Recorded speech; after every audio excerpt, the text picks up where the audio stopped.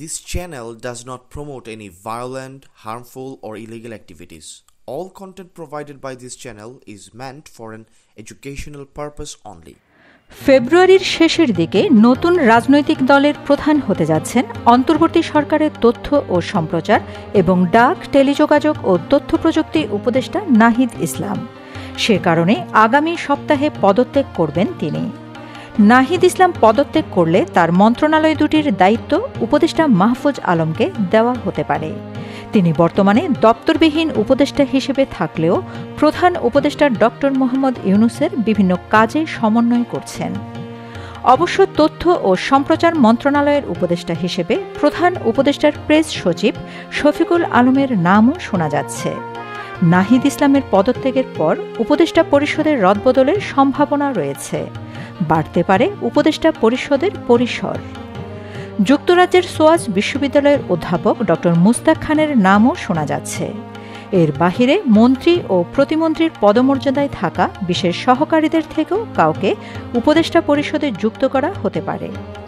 সূত্র জানায়, বর্তমান উপদেষ্টা পরিষদ সদস্য ড আসিফ নজরুলের অধীনে দুটি গুরুত্বপূর্ণ মন্ত্রণালয় রয়েছে। তার উপর চাপ কমাতে আইন, বিচার ও সংসদ বিষয়ক মন্ত্রণালয় তার অধীনে রেখে প্রবাসী কল্যাণ ও বৈদেশিক কর্মসংস্থান মন্ত্রণালয়ের দায়িত্ব দেওয়া হতে পারে অন্য কাউকে। সংশ্লিষ্ট সূত্র জানায়, বেসামরিক বিমান, পর্যটন ও ভূমি উপদেষ্টা এ.এফ. হাসান আরিফের মৃত্যুতে শূন্য হওয়া দপ্তরে একজন নতুন মুখ আসতে পারেন। ফলে ২-৩ জন নতুন উপদেষ্টার যুক্ত হওয়ার পাশাপাশি বর্তমানদের দপ্তরও পরিবর্তন হতে পারে। গত ৬ মাসে প্রতিটি ক্ষেত্রে নানা পদক্ষেপ নিলেও সরকার জনপ্রত্যাশা পূরণ করতে পারেনি এমন অভিযোগ রয়েছে। বিগত সরকারের আমলারা সরকারের নানা তৎপরতার বিপরীতে পদে পদে প্রতিবন্ধকতা সৃষ্টি করছে বলেও অনেকে মনে করেন। এছাড়া প্রশাসনিক ও রাজনৈতিক অভিজ্ঞতা না থাকায় আমলাদের মারপ্যাচ থেকে বেরিয়ে আসতে পারছেন না উপদেষ্টারা। তার উপর একজন উপদেষ্টাকে ২-৩টি মন্ত্রণালয়ের দায়িত্ব পালন করতে হচ্ছে। ফলে কাজে গতি আসছে না, রয়েছে সমন্বয়হীনতাও। গত ১৫ই ফেব্রুয়ারি প্রধান উপদেষ্টার নেতৃত্বাধীন জাতীয় ঐকমত্য কমিশনের সঙ্গে রাজনৈতিক নেতাদের আলোচনায় সরকারের কাজের গতি ও সমন্বয়ের অভাবের প্রশ্ন উঠে আসে। বিভিন্ন রাজনৈতিক দল অন্তর্বর্তীকালীন সরকারের কাজের ধীরগতির অভিযোগ তোলে। এই সময় প্রয়োজনে পরিসর বাড়িয়ে হলেও সরকারের গতি বাড়ানোর পরামর্শ দেন রাজনৈতিক নেতারা। সংশ্লিষ্ট সূত্র জানায়, উপদেষ্টা পরিষদের নতুন মুখের খোঁজে কয়েকজনের বিষয়ে তথ্য সংগ্রহ করা হচ্ছে। সাবেক তত্ত্বাবধায়ক সরকারে ছিলেন এমন এক ব্যক্তির নামও জোরালো আলোচনায় রয়েছে।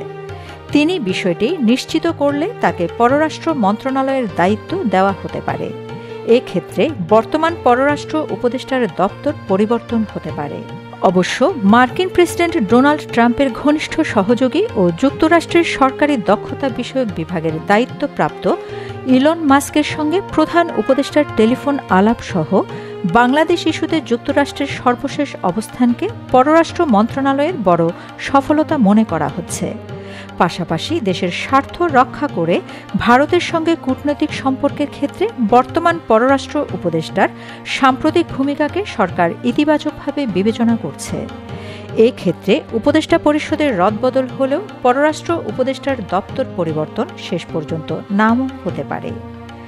উপদেষ্টা পরিষদের রদবদল প্রসঙ্গে প্রধান উপদেষ্টার প্রেস সচিব শফিকুল আলম বলেন, নাহিদ ইসলাম পদত্যাগ না করা পর্যন্ত উপদেষ্টা পদের রদবদল বিষয়ে নিশ্চিত করে কিছু বলা যাচ্ছে না।